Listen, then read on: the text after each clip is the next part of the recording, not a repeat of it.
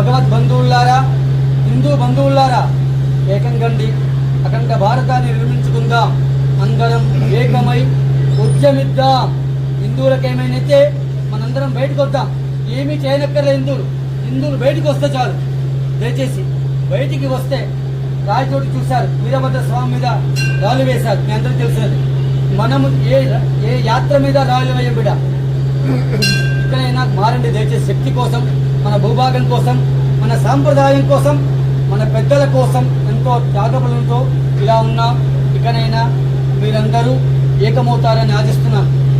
ఎవరో ప్రాస్టర్ చనిపోతే రోజు బ్రేకింగ్ న్యూస్ చేశారు, అవునా కాదా? హిందువులు మూచకొదకు వస్తుంటే ఒక్క తెలుగు ఛానల్ కూడా మన గురించి ఖండించదు, ఒక ప్రతిపక్షం కూడా ఖండించదు, అవునా కాదా? ఓవైసీ ఏమన్నాడు? పాలస్తీనా తగలబడుతుంది అన్నాడు ఇజ్రాయెల్ దాడుల్లో. ఎక్కడో మరి ఫస్ట్ టైం వెస్ట్ బెంగాల్లో బంగ్లాదేశ్లో ఎందుకు చనిపోతున్నారు కదా.